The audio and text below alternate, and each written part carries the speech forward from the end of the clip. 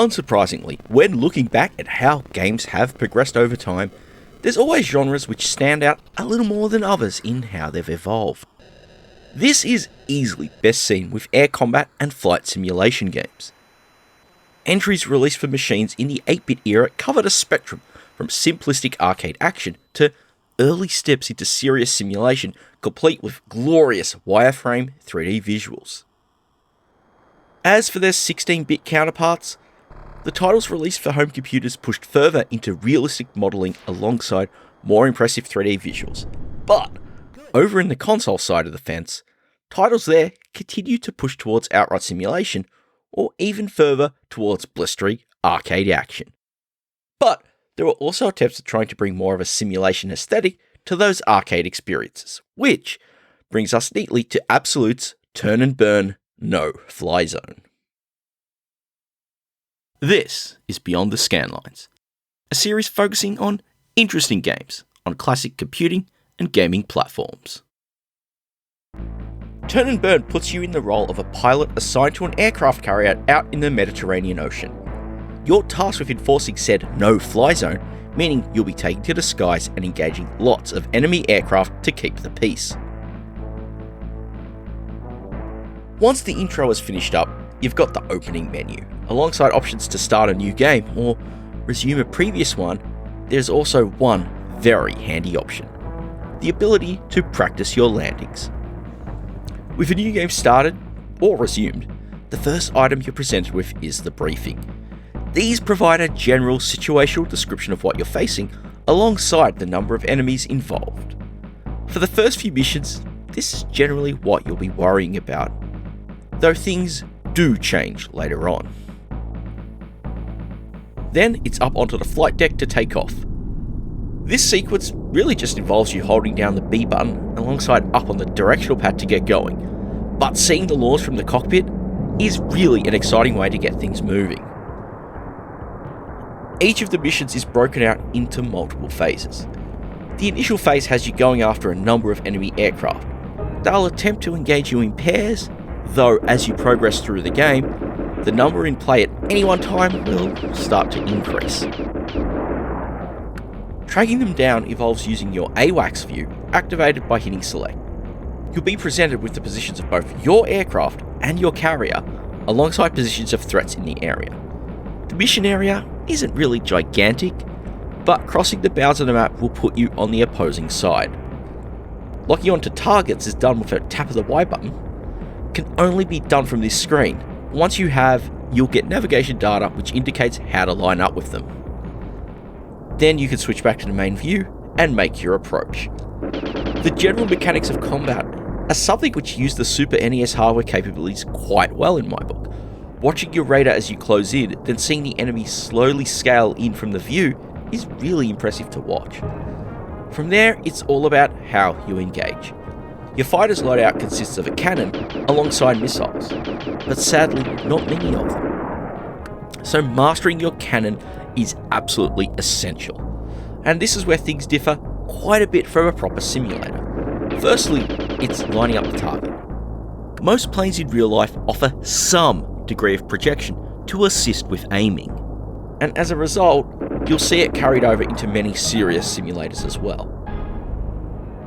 That's something which isn't the case here with Turn and Burn. To score a hit, you'll need to line your crosshair dead on with the enemy target's sprite.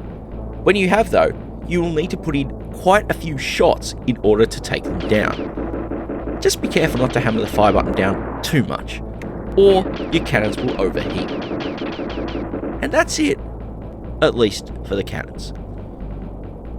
As for missiles, you start out armed with a pair of Sidewinder, Fire and Forget Heatseekers, plus a pair of Sparrow radar-guided ones. Using them is a case of switching to them with the X button, getting in close to a target, waiting for the tone, and then hitting A. The Heatseekers will launch and that's that. For the radar-guided ones, you'll need to keep the enemy in sight until the boom, otherwise the missile is wasted. Towards the end of the game, you'll also get a pair of Phoenix long-range missiles, and when I say long-range, I mean it. Unlike the Sparrows, they don't require you to maintain lock once fired. In fact, using them is a case of selecting a target from the AWACS view, switching back to the cockpit to fire, and then just wait for the kill. It's ridiculously overpowered in being able to take out an enemy across the other side of the mission area. Yet again, you only get a pair of them, and those later missions add even more MiGs into the fray. All up, the missiles range from handy to god tier super effective, but with such limited numbers to hand, you'll really only find yourself using them when guaranteed a hit, especially those radar guided Sparrows, which you'll really want to save for when you're up against a single enemy. More often than not, you'll resort to your cannons, which drags out the engagements quite a bit from the number of hits required to take down each plane. It gets worse, with later missions requiring you to take down over 10 enemies to proceed. When you do finally dispatch them all, for later missions, you move on to the second phase. Here, you'll need to use the AWACS view to lock onto a newly added target. When you reach it, it's time to engage. Ultimate success in your mission is about taking out this target. Each target has a number of elements you'll need to hit, and sometimes you'll be engaging a larger aircraft and that requires you to take out its engines. Other times, you'll be flying towards a ground target and need to blast a number of emplacements. Regardless of what you're tasked with, the action pretty much plays out the same. You'll start some distance away, then line up and close in. Once you're in cannon range, you'll blast the appropriate bits and try to avoid crashing into the target as you pass by. The good news is, you don't need to do this in a single pass. Once you've passed over the target, just approach again, the sequence will restart, factoring in the damage you've already done. It's quite an understatement to say this is a handy way to handle it. And these sequences are certainly novel the first few times you encounter them, but like engaging the enemy fighters, they get tedious after a while, especially the ones involving shooting down ground emplacements for a number of reasons. Firstly, these targets can only be taken out with your guns, and just like the enemy fighters, they need plenty of hits to be dispatched. In fact, it's quite easy to be lined up and still not take them out in a single pass. And that leads on to the second pain point, the positioning. As with engaging enemy fighters, you really need to be lined up precisely in order to damage a target area, especially with the ground emplacements, which can be quite tricky to do so because they're camouflaged against the main structure until you're within firing range when they start firing back. On top of that though, there's the auto sentry in your control setup. It's something which goes against just about all other proper flight simulator games and even some arcade ones. It makes lining up for position quite a fiddly process, slowly nudging your way towards the target, especially when you have such a short window once you're in firing range to do the job. This really bothered me the most. These engagements drag the missions out further, not because of the challenge of the action itself, but rather the clarity in being able to engage targets. Now, I'm sitting here enjoying turn and burn on a modern television using my Analogue Super Nt. Imagine if I was back in the 90s with a real Super NES hooked up via RF, it would be an even bigger mess. Back to the mission, and once you've blasted the target to dust, you get to return to the carrier and land. This sequence isn't too tricky, thankfully. Simply just get your speed down and line up using the indicator on your HUD. But reaching this sequence gave me a bit of a strange feeling. The feeling that turn and burn is kind of the 16-bit spiritual successor to one of the more infamous air combat games of the 8-bit era, Top Gun on NES. There's a similar gameplay loop, take off, take down planes, and even though the way Top Gun plays a bit more like a take on Afterburner than what we've got here with a bit of a more advanced model, they still both have a lot in common, particularly the landing sequence. Thankfully, Turn and Burns is not anywhere near as obtuse for a beginning player, which is really helped by that practice landing option on the main menu.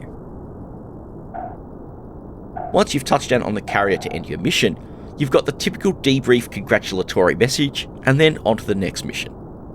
After every 4th mission, there's a fancy animated sequence displayed prior to these coming up, along with a token promotion in rank. Just don't forget to write your password down before you move on. Thankfully, it's only an 8-letter code and not too painful to enter in compared to other games. The limited subset of characters for entry really helps here. Now, as you progress through the campaign, turn and burn doesn't really add much to the formula. For the most part, you'll get an increment in the number of planes you need to dispatch, but the real interesting factor is the addition of enemy submarines, which will start appearing. Now, they're not objectives, but rather obstacles. Getting too close to them results in them locking onto you and sending plenty of missiles your way. Now, the enemy fighters can do the same as well, and when it happens, you've got to be quick in switching to your rear view, then launching countermeasures. Doing this feels very counterintuitive to me, especially when you're in the middle of combat against another fighter. Let's talk visuals. The presentation with Turn and Burn is very well done. There's some nice clear artwork on the front end, and the briefing screens feel nice and detailed and like you're looking at proper military hardware, and there's nice animation involved as well. All of this extends into the cockpit viewport with your aircraft, and especially there's some nice pieces, particularly the filtering around the cockpit canopy, which tints the side parts differently than the central bit in front of you. It's a little detail that works really well in my book. One other detail I truly appreciate is in having the missions set in more than just the middle of the day. They'll take place at night, or at sunrise, and even sunset. These latter two periods in particular offer quite an attractive colour palette to the sky in the proceedings, really making it atmospheric as you partake on your missions. Another little touch I love is that when the subs launch a missile, or you've managed to take out an enemy target using one of your own, there's the little main display in your cockpit which plays out a little animation. It's a nice little touch to add to a bit of drama to the proceedings, particularly when a sub-launch mission occurs, especially because it helps you get into that defensive mode in that tense period. More than anything, only real visual problem I have is the design of the bases. If anything, I guess I would have liked the weaponing placements to stand out better against the rest of the bases, even if it was something that just gave you a bit of an advantage in lining up early, especially because when you're battling the larger plane enemies, you typically have to take out their engines, and those are animated and contrast quite well against the rest of the target. Onto the audio.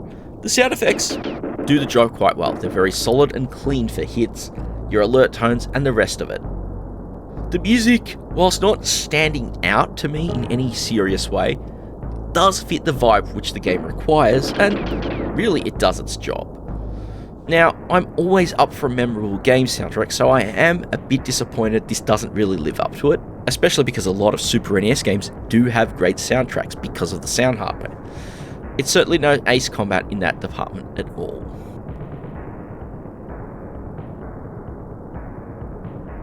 When I first stumbled across Turn and Burn, its opening impressions certainly left me quite impressed. It offered some solid pick-up and play action, elegant controls, nice visuals and solid gameplay, and it was one I had quite a lot of fun with. But as I continued to play further into the campaign, those first impressions didn't stick at all. Whilst the core of the game is solid enough as a lightweight flight experience, beyond that, it doesn't really stick the landing. It's guilty of showing you all of its mechanics way too early. Once you pass those initial batch of missions, there isn't really anything new to offer. So you're essentially playing out the same setup repeatedly over the rest of its 16 missions. Outside of different objectives, of course. This also means there is little incentive to want to replay it as well. You don't have any rankings or kill counts or anything shown at the end of a mission, just the congratulations message and your next mission password. So when you've beaten a mission, there's no real challenge in going back to retry a mission to get a better result. And whilst this sounds maybe a little too harsh on the game, Personally, I haven't regretted hunting it down. I feel it's quite an interesting attempt at trying to bring something more of what makes a combat flight sim special over to a more casual audience. And it sort of succeeds here, because the moment-to-moment gameplay is certainly something one can find to be engaging. There's also 2 difficulty modes on offer, the standard mode alongside an ace level. This one ramps up the enemy AI and makes your aircraft more susceptible to damage. The controls do work quite well, feeling responsive and intuitive on the Super NES gamepad. It's a game which may have worked better on 8-bit platforms a few years before, but by the standards of 1993, it really lacks the kind of depth that a player would honestly expect. And so, we're at the end of yet another Beyond the Scanlines. If you enjoyed the episode, do consider hitting the thumbs up and maybe let me know what you thought, especially if you've had a chance to try this out for yourself or have played it before. If you haven't already, do consider subscribing to the channel, and yes, hitting the bell to be notified of new episodes as they come out. And if you enjoy what I'm doing and can spare a couple of bucks a month, do consider hitting up the channel's Patreon page linked in the description. It'll help me make better content for you all to enjoy. Most importantly though, thank you all so very much for watching.